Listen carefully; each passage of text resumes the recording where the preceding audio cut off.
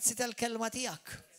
Grazzi li qed tallimni, qed timmaturani u tkompli titrasformani bil-kelma tiegħek u l-Ispiritu Santu.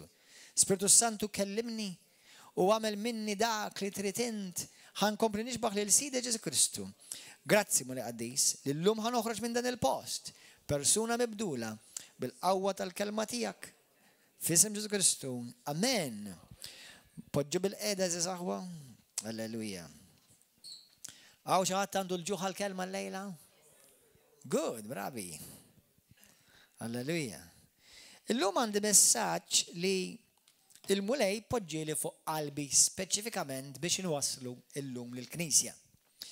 Ħanibda fuq it-tema, mhux ħanibqa' fuq l-istess tema ta' dal-aħħar għalkemm ħankompli fil-weekend jekk Alla jrid, imma ħammorru sawrta waħda fuq l-ewwel Ġwanni kapitlu 4.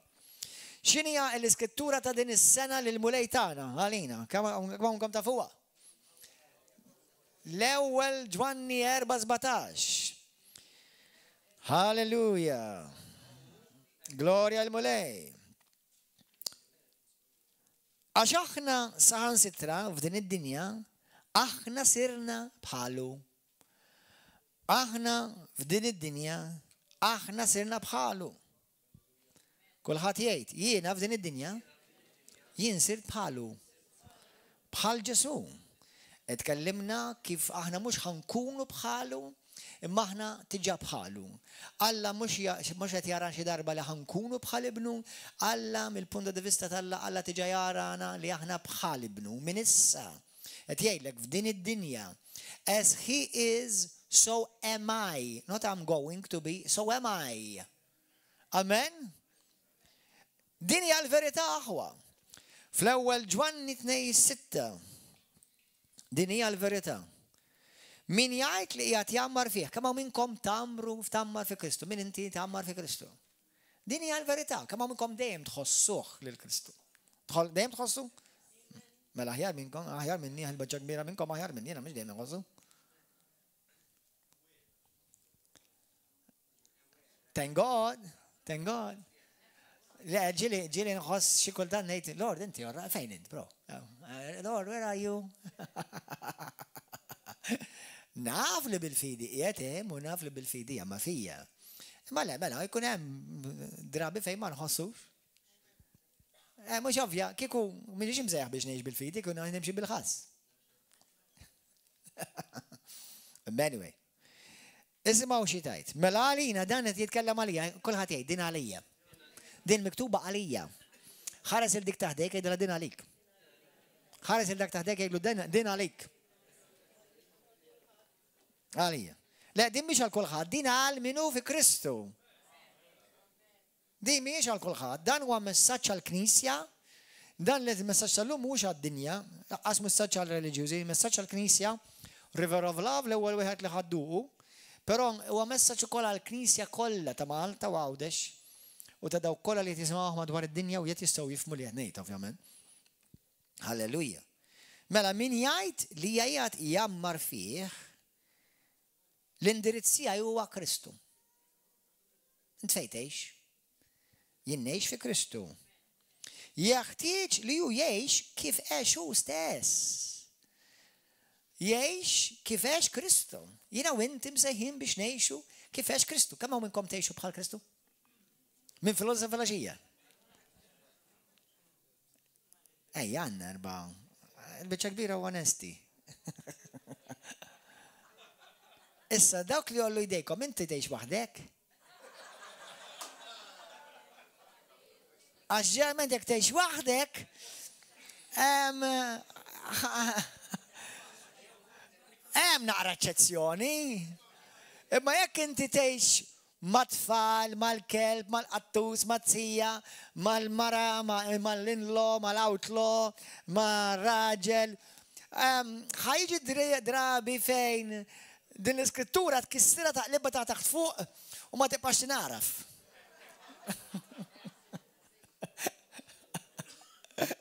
Kemm minnkom għandkom idea fuq xi qed titkellem, alleluja. Halleluja. Għal dawk li jintom, għallejtu jdejkom li jintom. Issa, mill-latta fidi diridu nejxuha minn filosofija, jina inti. Issa, fit-teorija, fil-kelma, fil-fatti, dik ma titbiddel qatt, dak jibqgħu fatti. Fl-esperjenza, kemm jiena vera qed nesperjenza f'ħajti dik hija issa storja oħra. Imma rridu nibdew mill-fatti, mill-verità. Għax jiena mbagħad irid niġi allenjat skont il-fatti, skont il-verità. Il-verità ma jitbiddel qatt. Allura jiena u int, believe it or not, għandna sejħa għolja aħwa, għandna sejħa għolja ħafna ta'. Amen, għandna sejħa għolja ħafna. Jiena mhux biss li nkun pastor, apostlu, profeta, għallim jew evangelist. Il-ikbar jiena u sejħa li jiena u inti għandna huwa li aħna nidru, nkunu, ngħixu, nirreflettu kontinwament il-Kristu. Ġesu, il-mewt li għamel mhux ma għamilx biex aħna nsiru evangelisti, għalkemm kulħadd għandu evangelizza. Mhux biex aħna nsiru pastors, għalkemm kulħadd għandu jgħin il-ħadd ieħor li jira l-ħuħu l-oħtu. Imma li aħna nsiru ulidu. Aħna ulied Alla aħwa. Taf sejħa kbira diki. That's not some joke ta. Li iva ta' in reliġjuż ta' taf kemm inħobbu l-bambin. Ija, mhix ċajta ta. Li jiena u inti. Issa jekk tifhimix fil-kuruturi kollha ta' moħħok, għandek raġuna x'laqqas jien. U anke min jgħidli nifhimha, issa jiena nista' nifhimha u ntikrux ma ta' teoriji u rivelazzjonijiet li nifhimha. Imma kemm qed jirnexxielek tgħixha kuljum din. Issa la Kristu qal li jien hekk jien. La Kristu qal hekk int, mela hekk int. U li qed tara differenti mhux dik il-verità, il-verità huwa x'qal Alla. U x'qed inħoss jien, u x'idilli jiena, u t-textix, u l-ħazz, u l-goosebumps, kollu jrid jiġi sottomess għal x'qal Alla. Kemm qed jirnexxieli ngħix li jiena bħal Kristu fuq din id-dinja. U mhux b'kwalinkwa Kristu, bħal Kristu rebbieħ renjanti ħdej il-missier. Jiena u inti riflessjoni ta' Kristu renjanti ta' mhux la Ġesu fil-bambini, fil-mastura. U laqqas Ġesu fuq is-salib, believe it or not. Issa, biex jiena ngħix il-ħajja renjanti, irid nkun għaddejt minn Golgota. Sewwa, ma tistax taqbeż Golgota. Sewwa? Imma jekk jiena vera mitta lija nnifsi, għax Kristu meta liħ innifsu, jiena suppost esperjenzajt il-Golgota, kull jum niftakar f'Golgota, u qed ngħix issa ir-realtà ta' Kristu renjanti, mela la Kristu renjanti jiena wkoll renjanti. La Kristu rebbieħ jiena wkoll rebbieħ. La Kristu vittorjuż jien vittorjuż, u bħalma hu jien hekk jien. Din hija l-verità, sa nħossha u ma nħossix. X'taħseb inti fija u x'ma naħsibx. Il-verità hija jien bħal Kristu. Il-biċċa xogħol kemm qed ngħixha din ir-realtà. Il-biċċa xogħol kemm qed nirreflettija din il-verità. U hemmhekk fejn għandna il-proċessar. U allura intom qed tiġu proċessati. Il-proċessar. Il-proċessar. Tafu fil-ktib ta' Romani kapitlu 12 tgħidilkom li aħna ma niġux konformati imma tniġu trasformati. Ġivi l-forma tiegħek qed tinbidel kontinwament. Transform. Il-forma tinbidel. Il-forma tiegħek qed u f'liema forma? Fil-forma ta' Kristu. Dal-waqt f'April ikun lejt. Lajt, u jina nħobb ħafna l-figolli. U għal dawk li jintaw ħattuni x-figolla, l-figolli kolla nħobbhom, mill-iktar nħobb imma dawk tal-ġelu. U bl-intrita, mux iż-żejjed, naqra, sawa. Ta' nħobbhom imma l-iktar tal-ġelu. U nħobb naqqa jekk roza, isfar, aħdar. Bħalissa qed insum għandi baqa li 10 jom sawma. Alleluja. Imma taf xi ġri meta jagħmlu l-forma, meta jagħmlu il-figolli. Jiena u inti figolla. Alla qabataġna, qabat forma, il-forma jisimha Kristu, u meta poġġik, illallu kemm kien hemm żejjed, aqta. u tibda taqta. Sakemm tieħu inti l-għaġna tieħu l-forma tal-forma. U mbagħad taf ġek biex toqgħod eżatt mat-tarf. Sewwa, u mbagħad is-sabbata naqa' ħatoqgħod. Sewwa, u mbagħad dak iż-żejjed taf ġuwe. Sewwa, u mbagħad iddaħlek fil-forn.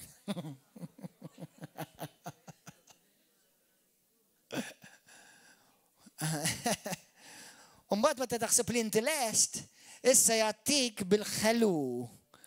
L-ewwel jgħaddik bin-nar u mbagħad jagħmlek ħelu.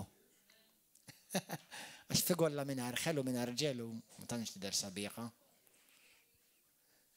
U jiena u inti dik il-figolla li aħna Ġesu kien Alla li għażel li jpoġġini fil-forma ta' ibnu u la jien nisseħ Kristjan irrid noqgħod. Irrid niffittja. Dak kollu li ma jfittjax irid jitqaċċad. Imma llum ħankellimkom fuq xi ħaġa li l-Ispirtu Alla ddroppja li f'qalbi. Morru fi ktieb ta' Efesin kapitlu 4. Halleluja.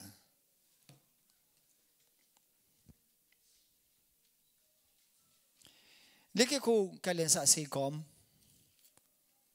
anke jekk għadek l-ewwel darba llum hawnhekk m'hemm bżonn inkun nafek fis-sens li nagħmilha miegħek per se, però laqgħet hawn nemmen li għandek xi tip ta' mħabba lejn Alla. Sewwa u għamilt commitment inti u ovvjament qed tagħmel sewa x'qed tonora lil mulej u jekk tonora lil mulej jonora lilek li inti ħriġt illejla biex tfaħru, tirringrazzjah, tixxierek u tirċievi l-kelma tiegħu biex fil-jiem li ġejjin inti tkun kapaċi tgħix il-ħajja ta' Kristu għax mingħajr ix-xandir tal-kelma ma tistax tikber fil-fidi, għax il-fidi jiġi mis-smieħ. Efesin 4 huwa kapitlu ħanaqrah kollu llum. Però ħanoħodha for granted, intom kollha tħobbu lil-mulej. Tħobbu lil-mulej? Iva jew le? Tweġġaw lil-mulej? Tweġġaw inti l-mulej? Għandi waħda tgħid ma tweġġawx. Thank God. Kemm minnkom tħobbu lil-mulej imma tafu li tweġġaw? Għaliex inweġġaw lil min nħobbu? Jekk tħobbni għalfejn tweġġani? La tħobbni. Kollha kemm aħna nweġġaw il-mulej. U meta ngħidlek inweġġaw, letteralment inweġġaw. Mhix kelma fittizja, jew għax kelma m'hemmx oħra x'nista' nuża, letteralment inweġġaw. Inti għandek nies oħbuk fil-ħajja tiegħek. Hekk kiex martek jew żewġek jew ommok jew misiek. Wis probabbli xi ħadd mill-ġenituri jekk mhux itnejlhom hawn xi ħadd minnhom żgur ħabbek. Forsi ħbieb li jħobbuk, jieħdu pjaċir ikunu miegħek. Dawk li n-nies li jgħidu jħobbuk ġieli weġġawk lilek, holiday. In-nies li int tgħid tħobb ġieli weġġajtu. Vili.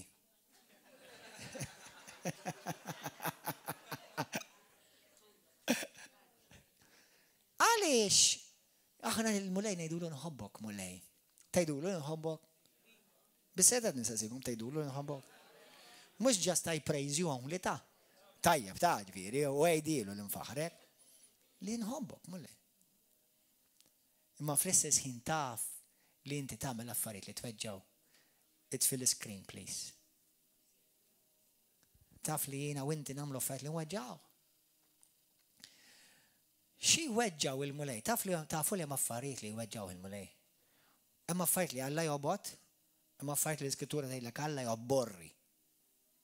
U hemm affarijiet li Alla jweġġaw. X'qed tagħmel fil-ħajja tiegħek li inti qed tweġġa' lill-mulej? Jiena x'qed nagħmel fil-ħajja tiegħi li qed nweġġa' l-mulej? Jiena nemmen li minnu vera ta' Kristu mhux ma jweġġax lill-mulej, imma ma jweġġax lill-mulej apposta. X'hekk inti qed tweġġa' lill-mulej apposta, inta dak qajt miegħu għax xemmejtu lill-Kristu. Imma taf li Kristu jweġġa'? Taf li l-Ispirtu Santu jweġġa'? Ħa naqrakom skrittura qabel ma naqraw passat sħiħ Fil-ktib ta' Efesin, kapitlu 4, Efesin 4, vers, ħanibda naqra minn vers 25. Warbu minnkom il-gideb u għajdu il-verita wieħed lil ieħor. Għax aħna membri ta' xulxin. Tinkurlaw, imma tidimbux. Tħallux ix-xemx tajb fuq il-korla tagħkom u tagħtux il-wisa lix-xitan. Iqis il-ħallil li ma jisraqx aktar, imma jaħdem bl-onesta bidejh biex ikun jista' jgħin lil min ikun fil-bżonn. Għaliex naħdmu aħna? Biex ngħinu lil minu fil-bżonn. River of Love tgħin bosta tfal fil-bżonn. Għandna żewġ orfanatrofi, jekk taqbad it-tfal l-għallima, għandna madwar 100 ruħ li aħna ngħinuhom fix-xahar li jiddependu minn River of Love. Xi kultant nibda ngħid kieku aħna nifqu nagħtuhom biex jagħmlu dawn.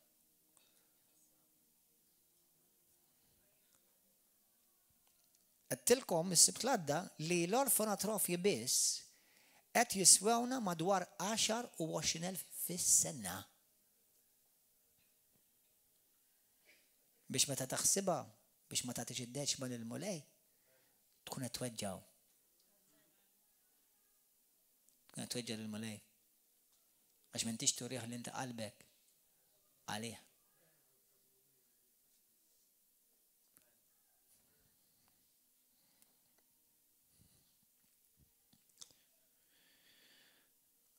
Ħankomplu. Ebda kelma 29. Ebda kelma mhux xirqa m'għandha toħroġ minn fomkom imma kliem sewwa li jedifika skont il-ħtieġa. Kliem li jagħmel il-ġid lil min jisimgħu u tniktux lill-Ispirtu tal-Alla li fih intom is-siġillati għal-jum il-fidwa. Imrar, saħna, korla, tajjir, ajjat, dan kollu warbuħ minnkom. Dimma kienx qed jgħid id-dinja ta' dan il-Kristjani tgħid. Jiġifieri bej il-Kristjani kien hemm da kollu.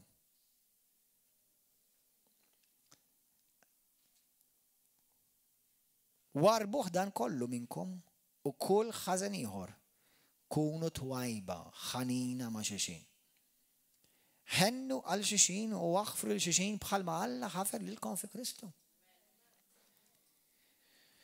Ħanaqraħilkom, ħanibda naqra mill-bidu u ħanaqralkom sew bil-Ingliż u bil-Malti u ħanaqra mill-The Passion Translation. Jiena u inti llum meta bdejt meta tafu dal-messaġġ, jiena u inti għandna mhux għandna obbligu li nixxierku, dak huwa obbligu fil-Bibja. Imma għandna bżonn nixxierku. Hemm il-bżonn li minnu vera da Kristu jixxierek. Mhux biss obbligu jew għax huwa xi tip ta' kmandament li jnek ma nżommux ħammu l-infern.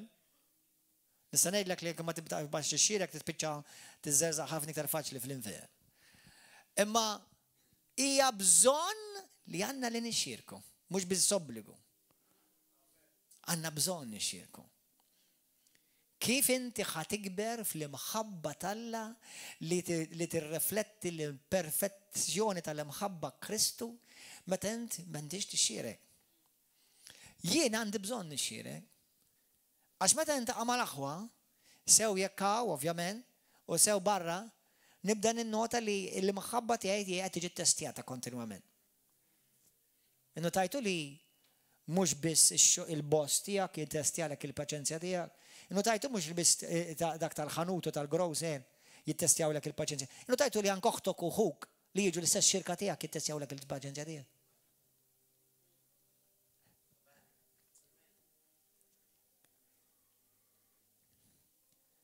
U Alla irid li inti teleba dik u li dak it-test tad-dieħ mhux biss għax in Kristjan u hekk suppost nagħmlu, imma x'aħna timmotivana il-imħabba ta' Kristu. Jiena u int suppost l-ewwel ħaġa li timmotiva li qalbi biex noġob il-Alla mhux l-obbligu, mhux il-biża tal-infern, imma l-maħabba ta' Kristu. Taf kemm hawn Kristjani li laqqas jistgħu niżlu lil xulxin. Dan huwa riflessjoni li jiena bħalma Kristu hu hekk jien ukoll din id-dinja.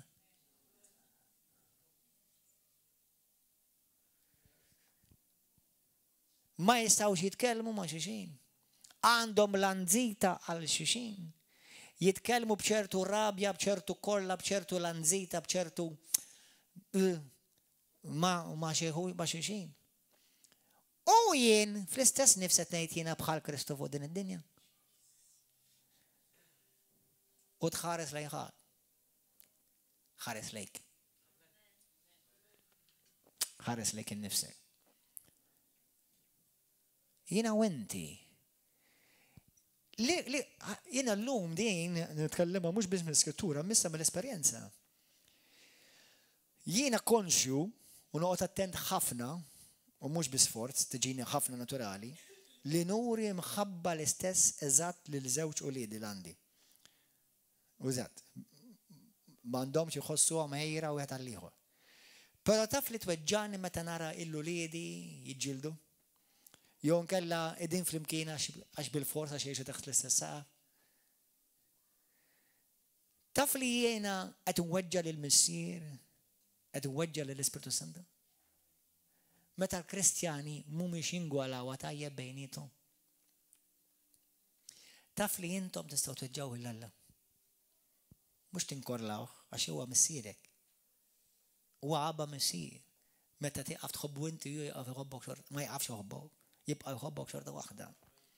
U mhux qed jistenna l-imħabba tiegħek biex iħobbok għax tiġi ħabbek anke qabel ma ħabbejtu. Imma aħna li ngħidu li aħna Kristjani, li aħna mhux biss Kristjani, aħna bħal Kristu fuq din id-dinja. Bħal ma hu il-Missier. Hekk aħna fuq din id-dinja issa. U fina trid tidher il-milja il-pjanezza perfetti ma għadniex. Però ma jfissirx għax jien minix perfett, minix qed niġi perfezzjonat. Pawlu jgħidha di fl-ittra tiegħu, tgħidlek perfettu maħniex imma qed niġu perfezzjonati. Jekk Kristu huwa perfett, jiena u inti ma nistax ngħidu hija minix perfetta mela nibqa' kif jien. Ma nistax. Għax jien qed niġi trasformat. Ma nistax b'kuxjenza safja ngħid jien għandi żball, jien għandi vizzju, jien għandi kollha, jien għandi lanzita, jien għandi ejra, jien għandi ma nistax niftaħ ma nistax għaliha, jien ma nistax għalih, jien dak ma niżlux, fil dik ma niżlix, u dawn huma ħutek u għandkom l-istess miżid. U għalhekk li mulej tgħidlek tnikkeċ l-Ispirtu Santu. Daw l-affarijiet jiktu l-Ispirtu Santu. Bit-Taljan tgħidlek non rattristate lo Spirito Santo.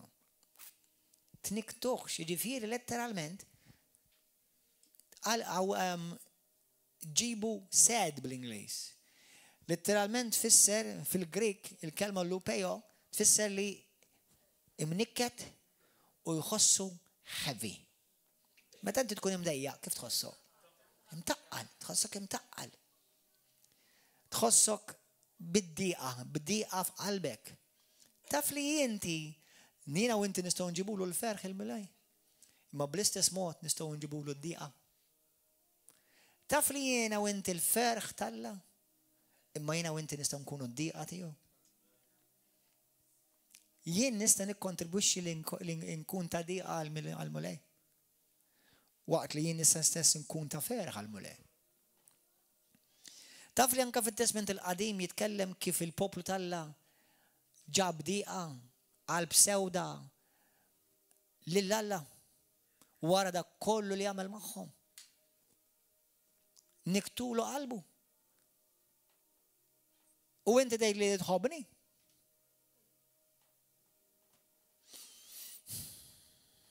Halleluja. Ħafna drabi il-Kristjani bejnietom jittrattaw lill-ieħor jew lill-oħra bil-giljottina. Xi kultant inkunu iktar ħnina, nuru iktar ħnina mad-dinja milli ma' oħti, milli ma' ħija. Lill-oħti u lill-ħija nitrattom bil-giljottina naqtalhom rashom mal-ewwel kif jagħmlu xi ħaġa ħażina f'għajnejja. Insejna li aħna salvati bil-grazzja u ngħixu bil-grazzja. U ċertu Kristjani anka minn hawn nara, anka ġad fellowship hawn xuħud minnkom u dawk li mintomx qegħdin hawnhekk nispera li tisimgħu, laqqas tistgħu tingwalawha bejnietkom. Il-dik ma tniżżilix, il-dak ma nniżlux. Jekk di qiegħda u jiena ħammur dik in-naħa, jekk dik qiegħda hemmhekk jiena ħammur dik in-naħa. Issa tfess fis fil-widnej jiena wkoll ninnutaħ u m'għandux isir u dak iweġġa' qalb il-Alla. Huwa diaboliku. Tfess fis fil-widnej huwa diaboliku. Dak iweġġa' lill-qalb l-Ispiritu Santu. Inti qed tweġġalu l-qalbu lill-mulej. M'għandix għalfejn imbeżżek bl-infern għalkemm oqgħod attent għax ma tistax tgħid jiena nħobb il-Alla li ma rajtx u ma nistax inniżżel il-ħija li narah.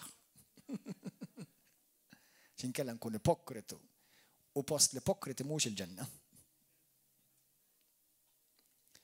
Imma l-Ispiritu Santu bl-aktar mod ċar poġġieli f'qalbi llum. Ħafna qed iweġġaw li qalbi. Ħafna tweġġaw il-qalb il-mulej. Għax mhux qed ikunu rejali ma' xulxin, sinċira ma' xulxin. Ħasasikom mistoqsija. Inti li tħobbni għax ngħidlek dak li għandek tibżmi tgħid qed tisma' biss.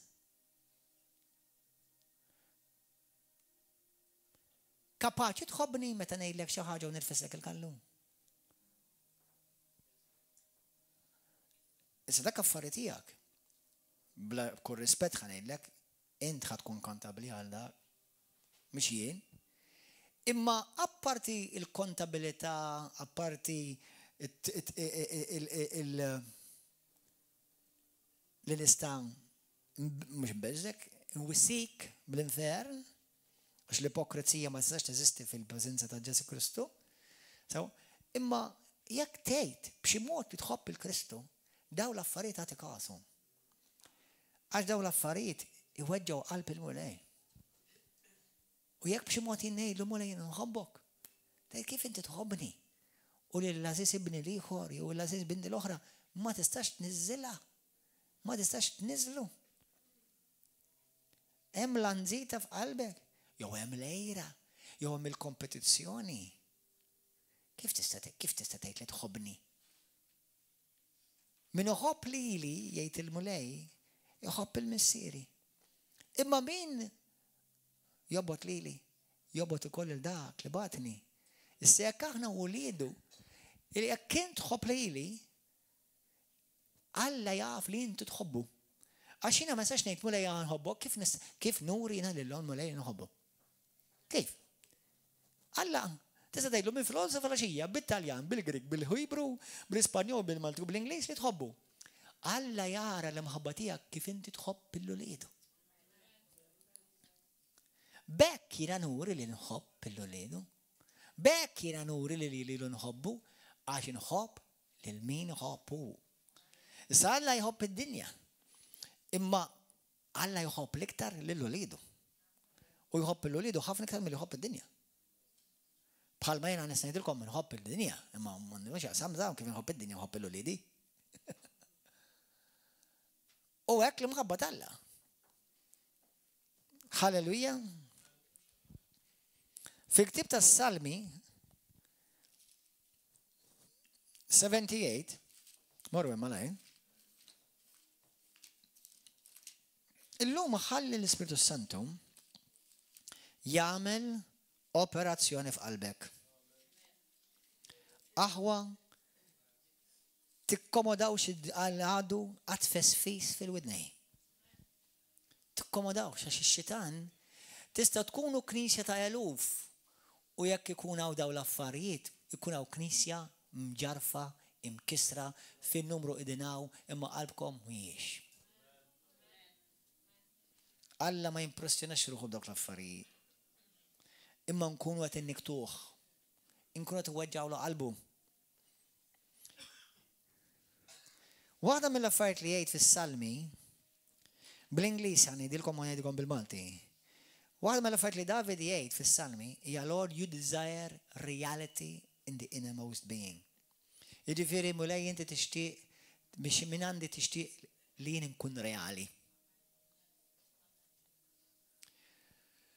Waqt li jiena rrid nkun aware mal-aħwa ta' kuljum, mal-mara, mar-raġel, ma' wliedi, li nipprova li bl-ebda mod konxi ma' weġġaħhom.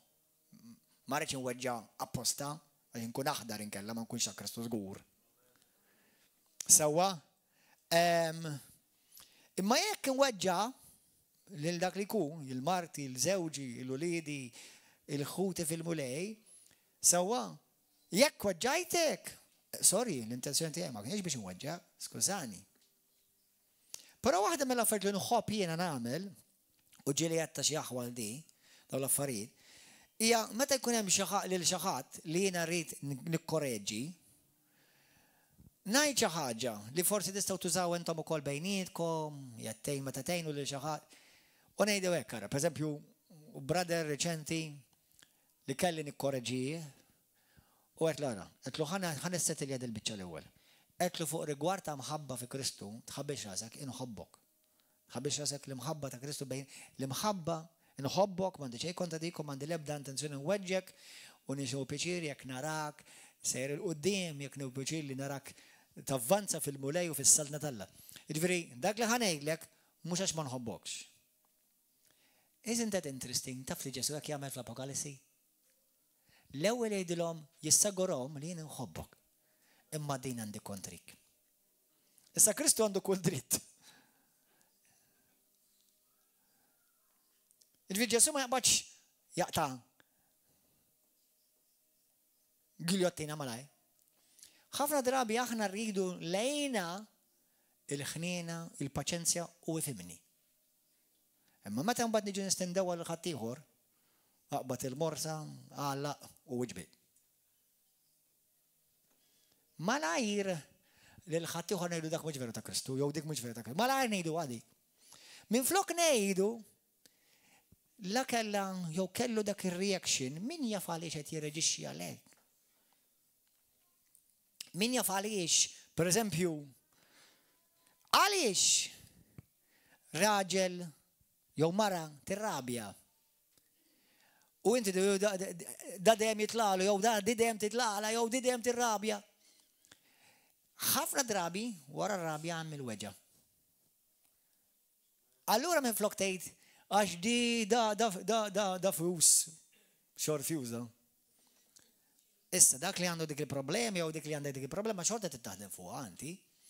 Imma l-fatt li inti turi, tipprova turi kompassjoni li tu poġġi li l-ek nifsek fis-sitwazzjoni ta' dik il-persuna, mhix bil-forsa tkun ta' fuq kollox, fuq ħajtu. Imma flok tgħid imma da hekk u dik hekk, inti tgħid minuta ftit. Ħan nieħu paċenzja. Ħan imxi b'kompassjoni peress li jiena bħal Kristu fuq din l-art. U minflok inwaddab l-ewwel ġebla, l-ewwel nipprova nifhem u nuri l-imħabba, ma jfissirx li l-ħażin ħan inġustifika ħulek. Ġesu ma għalix isma' meta tagħmel xejn ħażin tabda żek daw qed jaġbuha. Imma l-ewwel turi kompassjoni u l-kompassjoni tfisser li inti qed tpoġġi lek innifsek fiż-żarbun ta' dik jew ta' dak li jkun. Ħalli minflok l-ewwel ħaġa ma jħosshom iġġudikati jew kundannati jew maqtuwajn jew mogħtija xi frosta minn dan il-sin. Xeba frosta minn dan il-sin. Sewwa l-ewwel jaraw li inti jimportak. Waħda mill-affarijiet li niktu lil-Alla ħanaqralkom Salmi 78. Għaw xi ħadd l-Ispiritu Santu qed ikellem hekk. Le l-Ispiritu Santu qed ikellem lil kulħadd. U mhux lil din il-Knisja biss, il-knejjes kollha ta' Malta u Għawdex. 78 verse 40.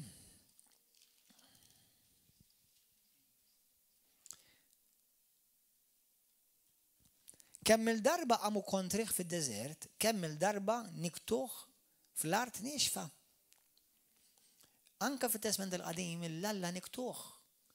Kemm għam magħhom, kemm għamel magħhom, kemm ipprovdilhom, ipproteġġihom, urjhom mirakli, urjhom sinjali. Kemm il-mulej għamel magħna affarijiet illum il-ġurnata u aħna xorta nibqgħu nżommu l-ego tagħna x'naħseb jien, xirrid jien. Le ara ma tgħidlix inkellem għal dik taħi. Ara ma tgħidlix inkellmu l dak. Jew nkella meta jkellmek xi ħadd u inti forsi din il-persuna mhux l-akbar u l-aktar waħda li fuq on the top list, imma l-attitudni tiegħek hija żorra, taħtaf.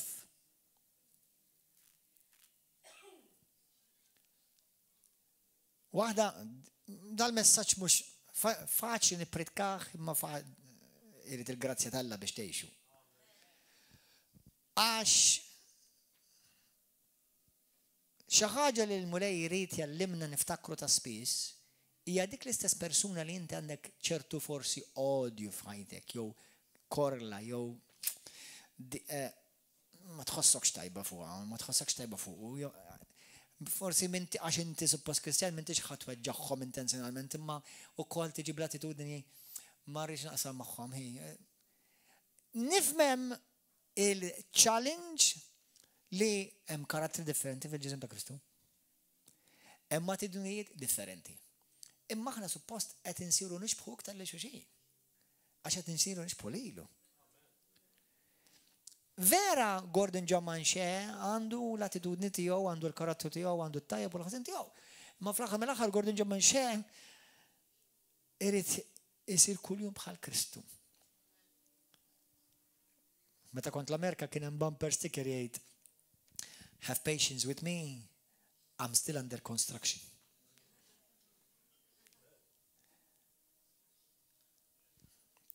You are under construction. Your brother is under construction. Your sister is under construction. Imma ħafna drabi irridu naqtaw istantenza. Jekk maħniex stess, irridu nieħdu l-liġi f'idejna u naqbdu l-ewwel ġebla u ngaraw aħna. Mbagħad ngħidlu kemm inħobbok mulej. U raqqas inkun qed nirrifletti u nirrealizza li dik il-ġebla lejn Kristu għaddabta. Għax dak li inti għamiltu l-inqas minn dawn u lidi għamiltuh lili. Ngħid il-mulej. Il-Knisja huwa ġim li l-kol kemm aħna qed nerfgħu il-toqol il-weights tagħna. U xi kultant a good sportsman fil-ġim tmur fuq sieħbek tgħidlu trid ngħinek? Trid nispotjak biex dik il-weight li qed jerfa' forsi naqra iktar milli s-soltu jerfa' ma tafġux imma jkun hemm naqalajnu tiegħek u l-gwida tiegħek mhux ejja isek ibla isek pastit sejja abba tarfa. Mbagħad wara tara ħajn rasu maqtuwa. Faċli naslu għal konklużjoni. Ma tafx il-persuna minn xi tkun għaddej. Hawnhekk jiġu nies li għandhom daħka sabiħa fuq fomhom imma jmorru d-dar għandhom infern. U ma msawta minn raġel. Ir-raġel huwa msawwat minn martu bil-sina.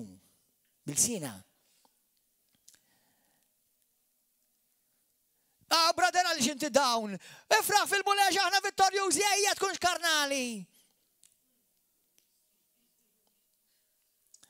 U minn flok ħassu aħjar, ħassu li tfajklu l-wejt fuq rasu.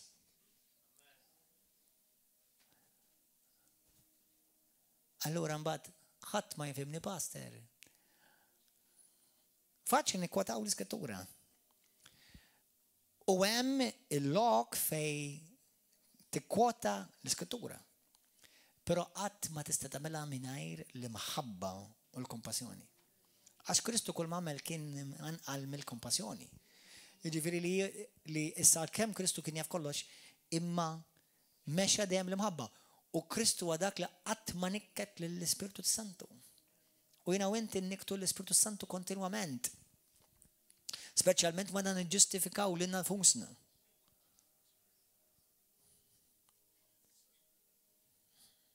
Aħwa anka frażijiet ismawni, ġieli smajt Kristjani, inklusaw. Tollix idejk. I don't care what happens to him. Ma importani xiġri minna, xiġri minnu. Taħseb li dik hija qalb il-mulej?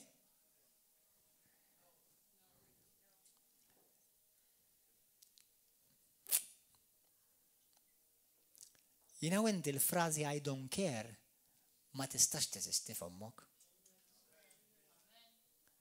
Meta xi ħadd qed ibati, mhux jiena nagħmilha tal-bravu dak ħaqqu ma jilux ħarbat u jfiċkel u jgerfex ħaqqu fl-aħħar Alla ħaqqu.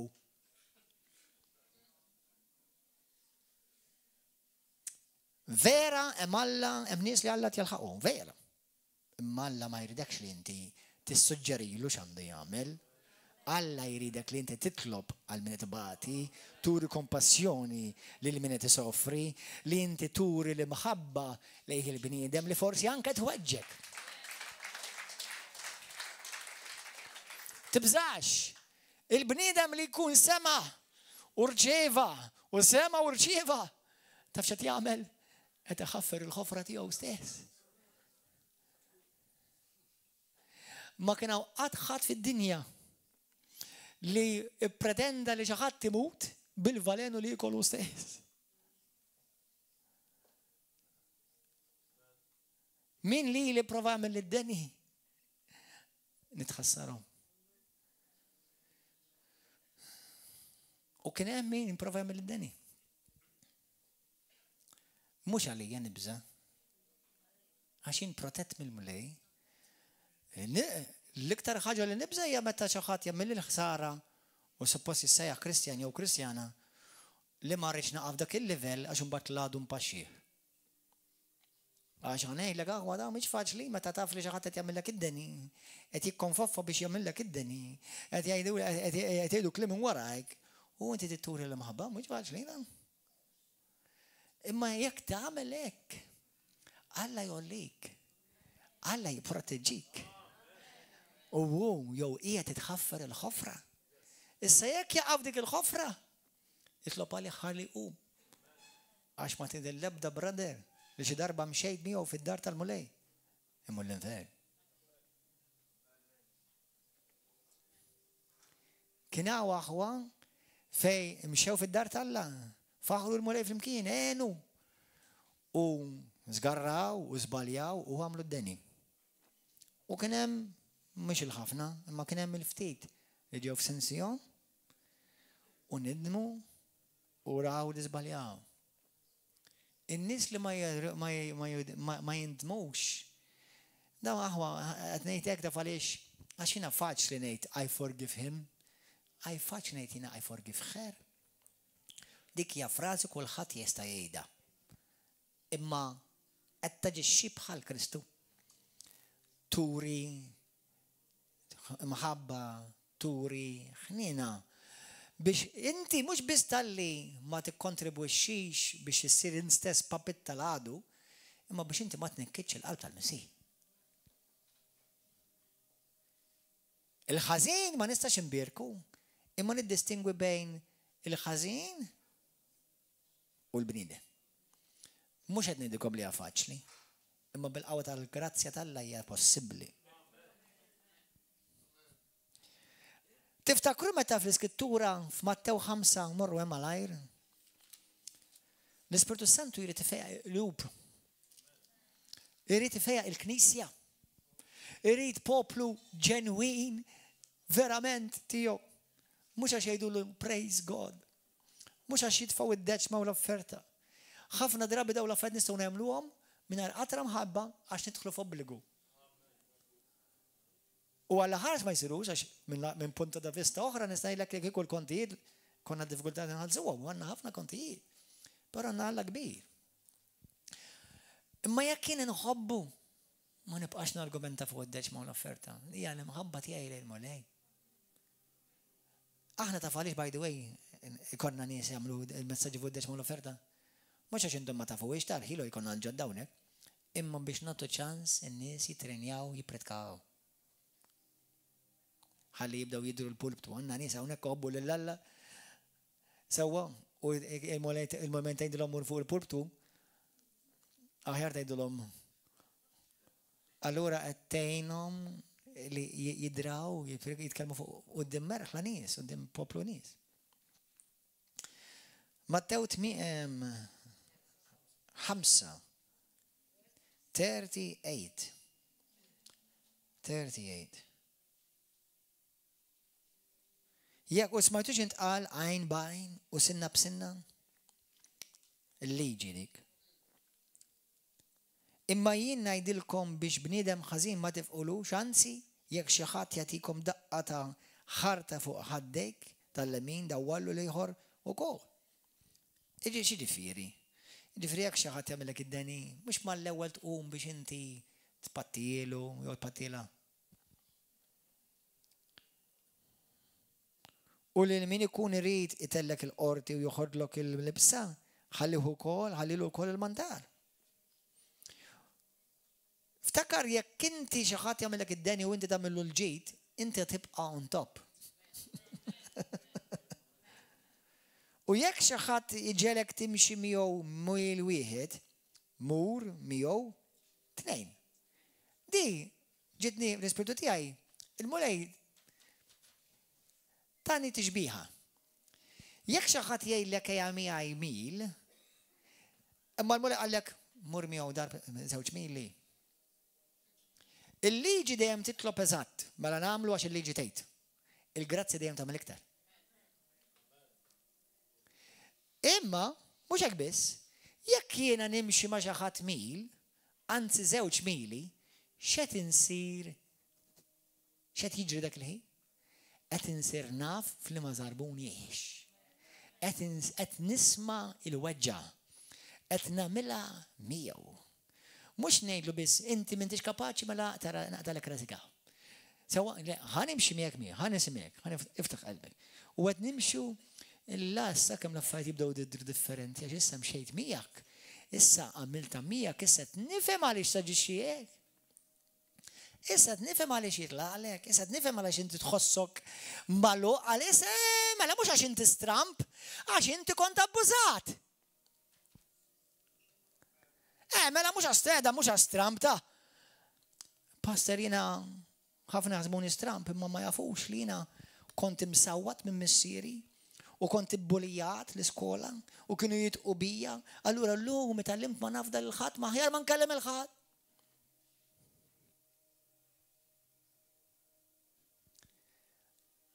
Dak stramp ħi, ma toxxej li jiġi l-fellowship, u le ħalli għax dak stramp niddejjaq madwaru ħi għara nħobbu għarrajt għax imma li għatix li ġibux lawta għax dejjaqni. Kemm titlob ħafna iktar minna l-grazzja. Aħna salvati bil-grazzja biex insalvaw bil-grazzja li ħaddieħor. Ħafna ġejna mogħtija biex aħna ħafna nagħtu.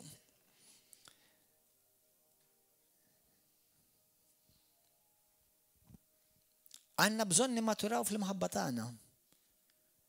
Għax jekk hemm xi ħaġa li d-dinja kollha taf lil Kristu fuqha hija l-imħabba. U nitolbu lil mulej kuljum mulej għallimni nħobbok. Għax għandi bżonn nitgħallem inħobbok. Għallimni mulej nixxennaq li nħobbok kif tixtieq inti li tiġi maħbub. Inħobb il-dawk li inti tajtni madwari. U nipprova bil-grazzja tiegħek nifhem kif bl-imħabba nittollera lil xulxin, nittollera lil xulxin. Ħafna drabi li d-dinja tippretendija li tiżbalja, ma għaliex ma tmadwar ma' xulxin il-moment li nagħmlu żball mal-ewwel inqaċtuh mill-lista tal-ħbieb jew mill-familja, mill-lista ta' min ma nagħmilha issa. Għaliex minflok ma ngħidx ħammur inkellim għalik, ħallini għaliex qed taġixxija, għax jista' jkun li 99.9999% hemm raġuni li qed taġixxija. U għada qatt ma tkellmet ma' ħadd, għadu qatt ma tkellem ma' ħadd.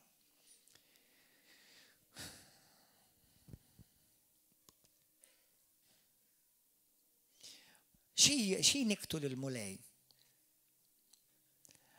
Iniktu meta aħna naraw il-fqir, u għed titkellem fuq il-fqir issa finanzjarju. Il-fqir u nħarsu lem. Naraw brother jew sister batuta, ħanamel parantesi, naf li hawn min huwa għażien. U las ma nistgħux nippremjawh. Imma hawn min verament ġenwament qed isofri finanzjarment għax huwa batut. Mhux kulħadd għax m'għandux flus għax bil-fors u għamel xi ħaġa jew jista' jkun xi ħadd ħallilu xi balla u spiċċa ġarraw. Ma nistgħux nagħlqu għajnejna għall-fqir. Riċenti meta l-orfanatrofju, meta bdejna naraw li tgħid ħalleħqu, tgħid ngħidulhom isma' tieħdux iktar tfal, tgħid ngħidulhom hej, aqtaw l-iskola, aqtaw xut mill-iskola, għax ma nixed naffordjawha. Li ma tefer ħadd mur tgħidlu ma nistax naffordjak nibda l-iskola iktar, ma laqpa ma l-ignoranti. Għandek qalb tagħmel hendi. Biex intom kunu tafu li l-pastor mhux għax jipridka, li dawn huma affarijiet li jiġu fuqi, mhux għax nerfagħhom, imma jiena qed niffermahom iċ-ċenk. Jiena rrid nemmen l-Alla nafda l-Alla li daw il-flus ħajtħlu. Għalex passa titkellem fuq il-flus, għax hemm il-kontijiet.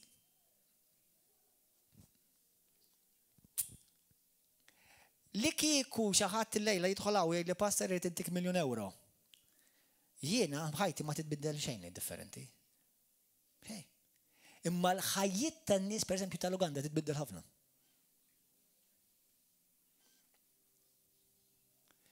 Għax nistgħu ngħinu iktar.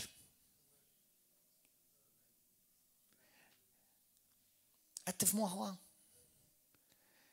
Jiena hemm stipendju li bħala pastor jiena niġi mogħti, bħal m'għandu jiġi mogħti kull pastor, imma jekk insiru knisja multimiljonarja u jalla f'isem Ġesu Kristu nkunu, jiena ħajti l-istess tibqa'. Issa jekk inti tiġi €1,000,000 li tgħid li passer dan għalik, mhux għall-knisja, praise God ħajt taħdem biddel issa. Sa ċertu punt, mhux fis-sens għax illum ħanejn naħseb il-ħajja tal-lum miljun ma tantx iservik. Tixtri dar tiġabbaħ. Imma msomm anyway, il-kunċett huwa Alla jridna li aħna inħossu għal minu bla dar, għal homeless. Nieħdu ħsieb, ngħinu u mhux nagħlqu widnejna, ngħinu fejn nistgħu. Nieħdu ħsieb u ngħinu lil minu abbużat. Nieħdu ħsieb u ngħinu lill-orfni. Nieħdu ħsieb u ngħinu lil nies li huma anzjani. Kemm hawn nies anzjani fis-soċjetà tagħna, anka fix-xirka tagħna, fil-knisja tagħna u fil-knisja tagħna ta' Malta Għawdex. Li huma anzjani m'għandhomx ma' min imorru d-dar, forsi l-ħarġa tagħhom hija dik il-darba jew darbtejn tiġi l-fellowship matul il-ġimgħa. U d-dar jgħixu bħal kelb jew bħal kelba. Għax huma waħedhom. Taf kemm hawn taf fejn tista' taf kemm hawn fejn jista' jużak il-mulej. Li aħna nieħdu ħsieb għal dawk li huma fil-ġuf, the unborn. Taf li l-mulej jitnikket meta aħna nċabċbu nies li qed jagħmlu d-deni f'pajjiżna. Taf li iniktuħ il-Alla affarijiet meta inti għandek nies f'poter, f'postijiet ta' influenza u qed jinfluenzaw ħażin lil pajjiżna f'ċertu affarijiet. U jiena mmur inċabċbilhom taħseb li Alla tifraħ bik.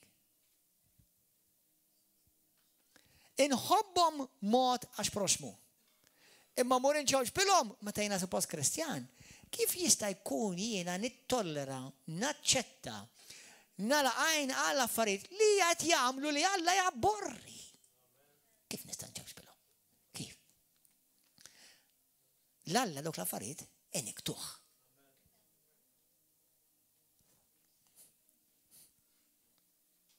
Iniktuh dawk l-affarijiet.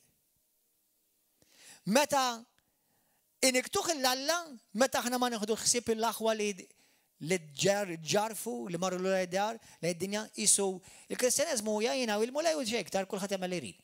Sa ċertu punt hemm realtà fiha dik għax inti tituħsib ruħek fis-sens li accountability tiegħek.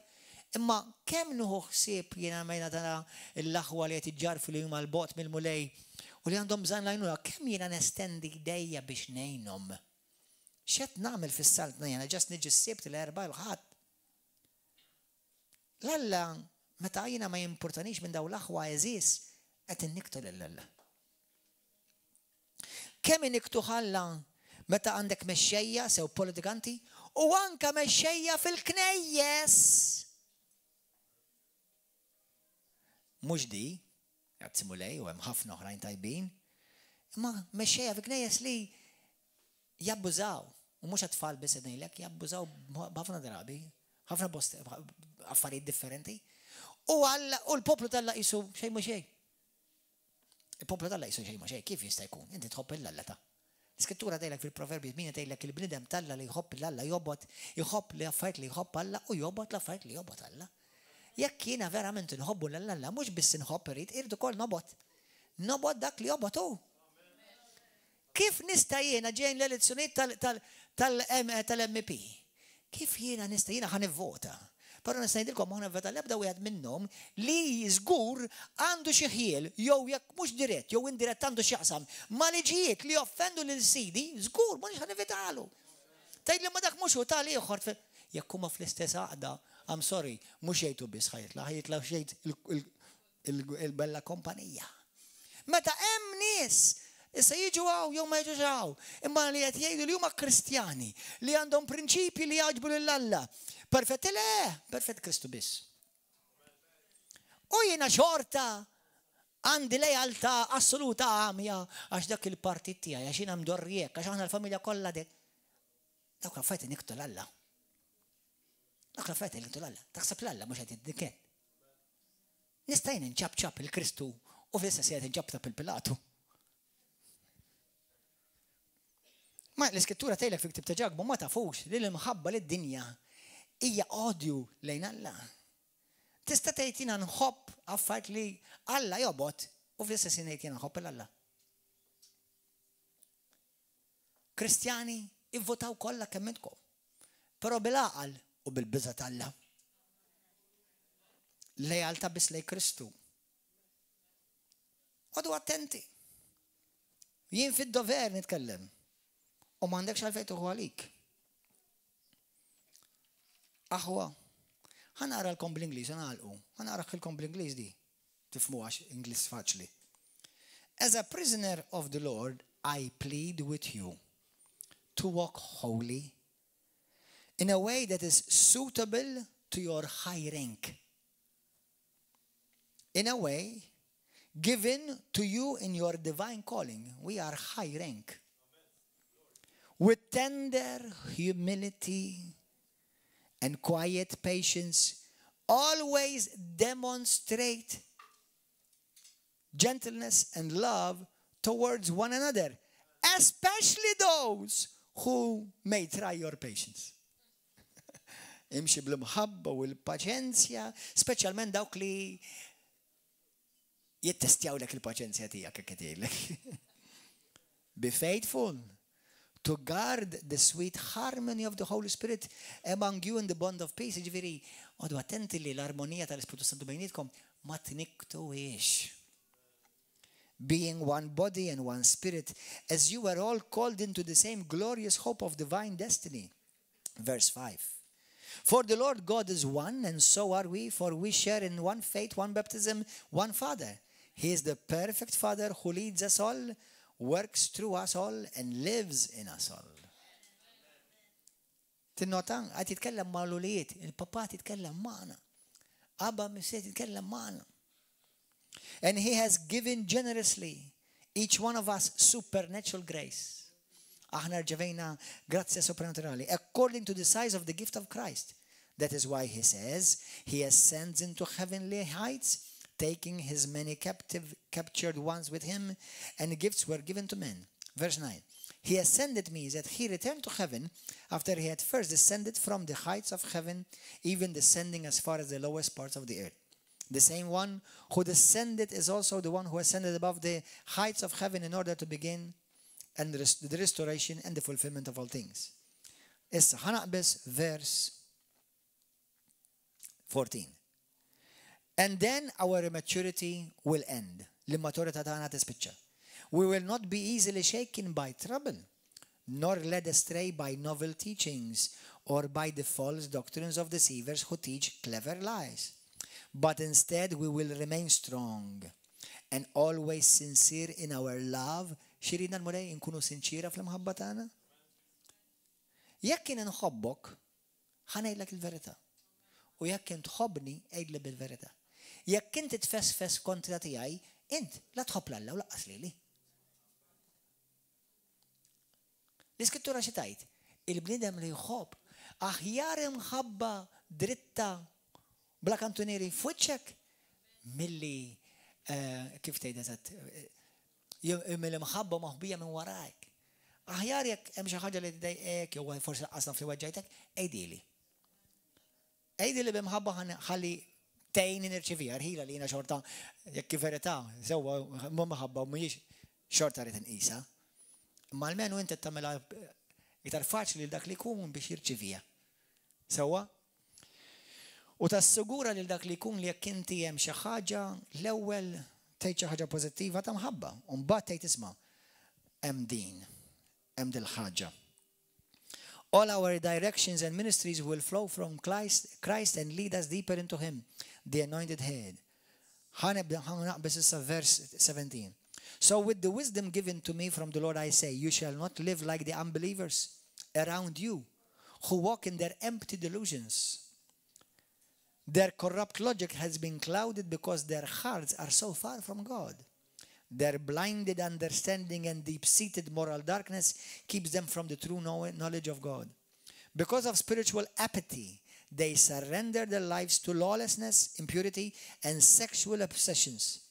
But this is, xaħat, per esempio, mux l-ewwel darba jgħidu li pastor, kemm dom tuħu paċenzja ma dak, kemm kont tuħu paċenzja ma dik, ma konx taf li qed jagħmlu d-deni, ma konx taf li qed jagħmlu ħsara. Kont naf, believe me, onestament kont naf.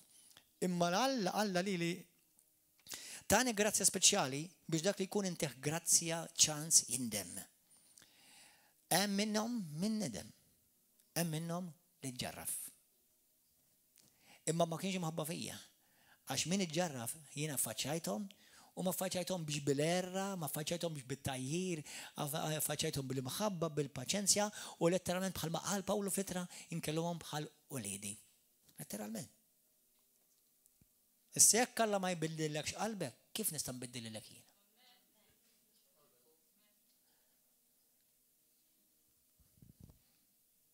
If you have really experienced the Anointed One and heard His truth, it will be seen in your life. Jekk vera esperjenzajt il-Kristu, din għandha tidher f'ħajtek.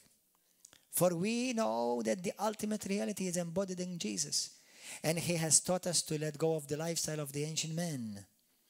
ħanaqbes verse 26. Don't let passion of your emotions lead you to sin. Il-passions tal-emozzjoni tagħna mhux biss is-sess, ir-rabja, il-paroli żejjed,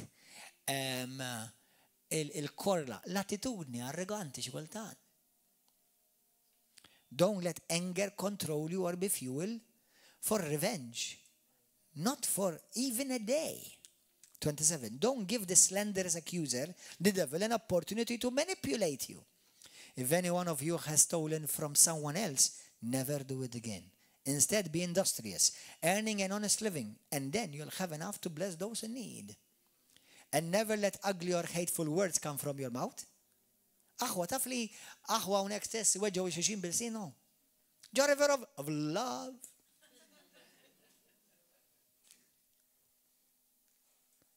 Miex thank God, Mija tal-biki. Drajna niġu għaw jaqaw. Drajna li xuxin. Insejna li kull wieħed minna huwa mixtri bid-demm mażis ta' Ġesu Kristu.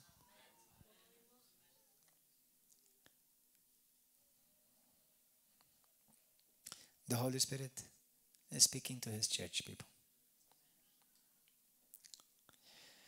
Instead, let your words become beautiful gifts that encourage others. Ħanajdilkom aħwa. ċertu aħwa, anka jiġu għaw, u rrid nuri l-mħabba magħhom. Bil-klim li għabli ma jgħidu li xejn, ma bl-attitudni.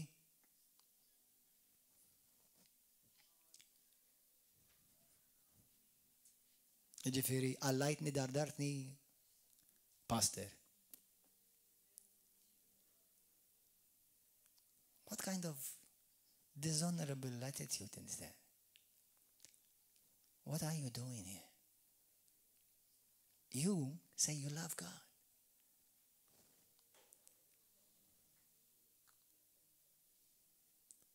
Le metluk xej tajin. Il-body language tijak. Et-tajjat. Et-twerza. Jow, tejdilom xaħġa jow xaħat tiħor. Eva. God bless you.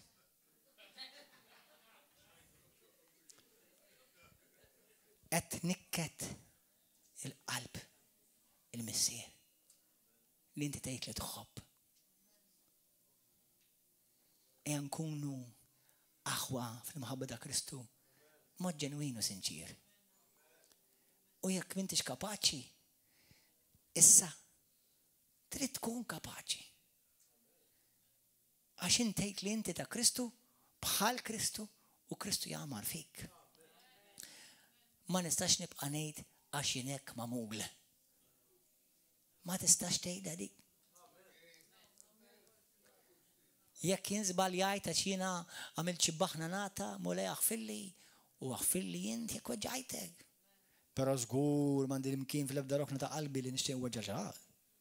U jekk hemm xi ħadd li jitweġġani, irid ikolli sforz tagħmel sforz iktar bil-grazzi talla, irid nur iktar imħabba. Mux nitkellem fuq li nafda hija xi ħaġa differenti. Imma li nħobbok xorta. U nagħmillek il-ġid, u nixtieqlek il-ġid. U mhux bil-kliem, ma vera. Naħseb biżejjed ejn nitolbu. Ejn nitolbu. Żammejtkom imma naħseb bħalma hu hekk jiena f'din id-dinja. M'għandi skużi, m'għandi skużi. M'għandi skużi. Għallimni ejn nitolbu. Poġġi bil-qiegħda. Baxxu raskom. Ejdi talba warajja minn qalbek. Aba missier. Aħfilli fej weġġajtek. Fej nikkitlek qalbek. Inti ħabbejtni mulej. Anke meta kont maddas fid-dnub. Aħfilli Ġesu. Aħsilni bid-demm għażiż tiegħek.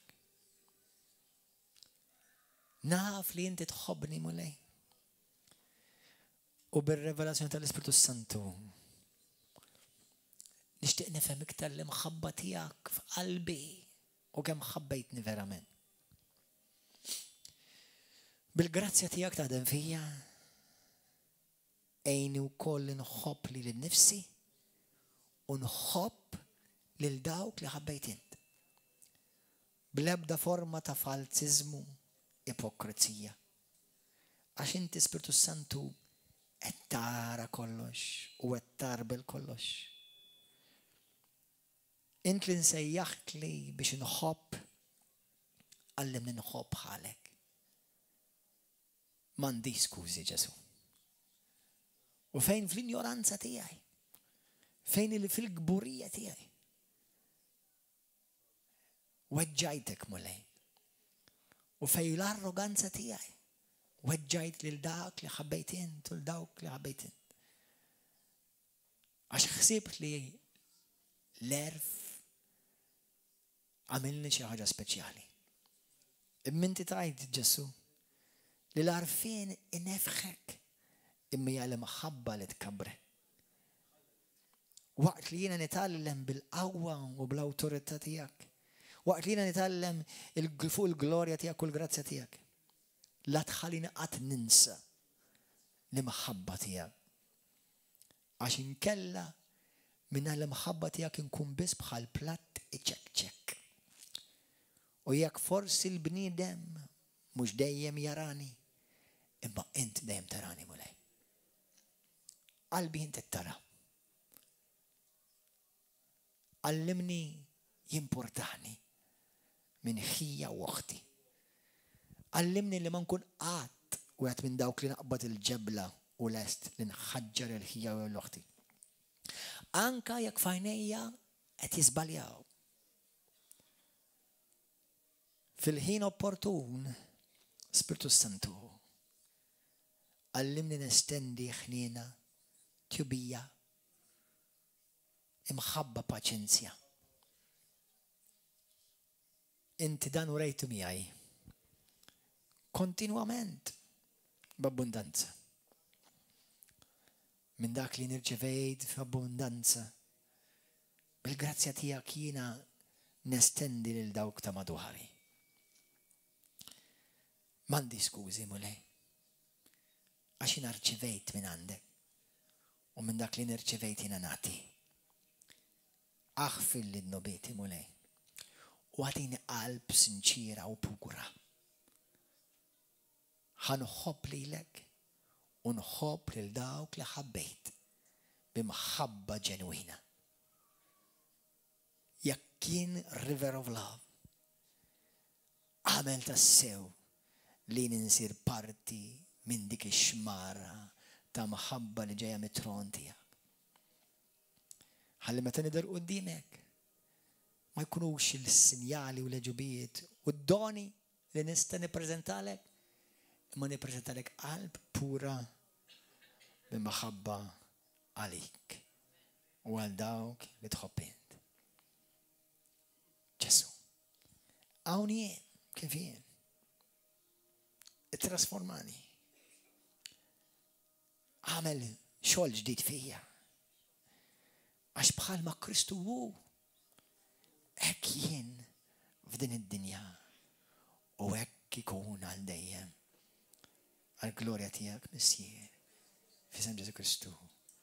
Amen. Halleluja. Glorja lilek mulej. Morru u modu din il-kelma. U l-mulej jitikom il-grazzja biex tgħixuha, tpetquha u fejn hemm bżonn tirranġaw, irranġaw. Halleluja, il-paċi magħkom.